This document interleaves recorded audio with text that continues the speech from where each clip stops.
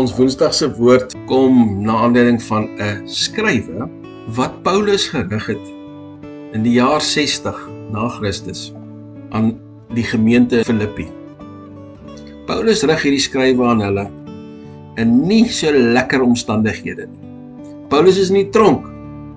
Hy is onder huisarrest. Hy is 24 uur van die dag vasgeketting aan 'n Romeinse soldaat. Hy is verhoor afwagtend. In hierdie brief gebruik hy 16 keer die uitdrukking dat ons bly moet wees, dat daar blydskap by ons moet wees. Wie van ons sal dit doen? Maar Filippense 4 is vir ons 'n sleutel. Paulus skryf dit want sy krag is in Christus. Paulus skryf dit want hy het 'n interessante perspektief. Daar's by hom tevredenheid. Daar's by hom contentment. En ek wil hê ons moet 'n bietjie vandag delf in hierdie contentment, hierdie tevredenheid wat Paulus ervaar het, ondanks baie slegte, ongunstige omstandighede. Kom ons kyk daarna. Paulus sê in Filippense 4, want ek het geleer om vergenoegd te wees met die omstandighede waarin ek is. Ek weet om verneder te word, ek weet hoe om oorvloed te hê, in elke opsig en in alle dinge is ek onderrig, om versadig te word, sowel as om honger te ly, om oorvloed te hê, sowel as om gebrek te ly. Ek is tot alles in staat, deur Christus wat my krag gee. In 'n vorige boodskap het ek gesels oor vrede. Om vrede te hê, wat 'n wonderlike woord. Vrede tussen my en God. Maar hier kry ons met omstandighede te doen van onvrede.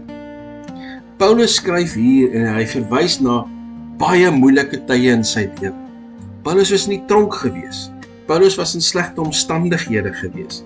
Paulus het honger gehad. Paulus het dors gehad.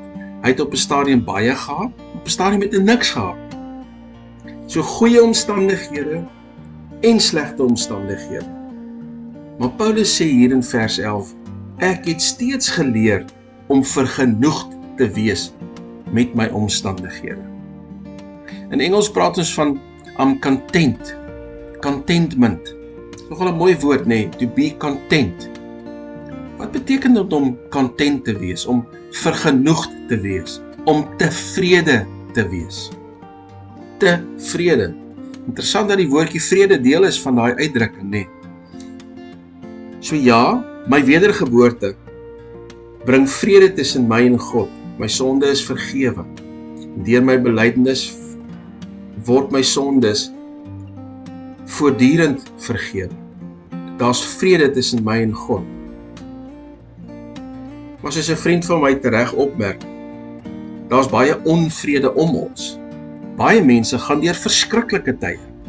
Oorlog, duistering, geweld. Geweldige goed gebeur met mense en hulle kom in 'n plek van onvrede.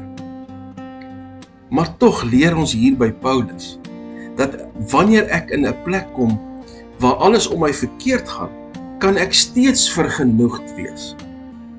Maar wat is die anker van my vergenoegdheid? Die anker kry ons in vers 13. Hy is in staat daartoe, Paulus, om hier deur te gaan, omdat Christus vir hom die krag gee. Christus is die bron van die vergenoegdheid. Jesus Christ is the source of my contentment. En wat is die Christelike oproep? Die Christelike oproep is dat ek in omstandighede wat oënskynlik ongelukkig is, omstandighede wat oënskynlik my bedreig, dat ek selfs daarin, omdat Christus my die krag gee, omdat Christus my fokus is, dat ek selfs in slegte, ongunstige omstandighede vergenoegd kan wees, want Christus is my anker. Dit beteken nie ek stagneer nie. Dit beteken nie dat ek aanvaar dan maar net die slegte omstandighede waarbinne ek is nie. Maar Paulus is vir ons 'n mooi voorbeeld. Want jy weet, Paulus het nie gedink tot by die dood as die streepie. Die dood was nie die einddoel nie. Deur Christus se inwonende krag weet ek en jy dat aardse swaar kry en selfs die dood nie 'n angel het nie. Die dood kan nie die ewige lewe by my en jou steel nie. Slegte omstandighede kan nie die ewige lewe by my en jou steel nie. Ons kan juis, soos Paulus, content wees. Want ons gaan deur moeilike tye. Ons gaan deur die dood, die ewige lewe in. Deur moeilike tye ervaar ons God se werking. Deur moeilike omstandighede behou ek my fokus op Jesus Christus en kan ek deur hierdie moeilike tye gaan. Dit bring contentment, tevredenheid, vergenoegdheid in my hart. Al gaan dit nie met my goed nie. Die wêreld leef nie in die koninkryk van God nie.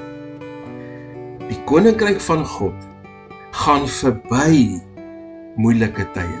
Die koninkryk van God gaan verby die angel van die dood. Die koninkryk van God is ewig. Jy moet dit glo.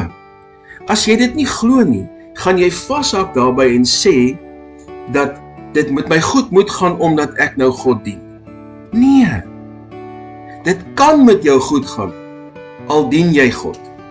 Dit kan met jou goed gaan in die koninkryk van God. Maar dis nie gegarandeerd nie. Die innerlike vrede is gegarandeerd.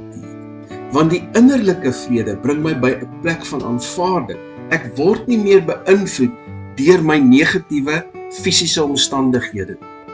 Ek word getrek deur my innerlike vernuwing, die groei wat ek innerlik ervaar, die heiligmaking wat ek innerlik ervaar, want dis die heiligmaking en die geestelike groei wat my tot die besef bring dat ek die ewigheid ingaan saam met God.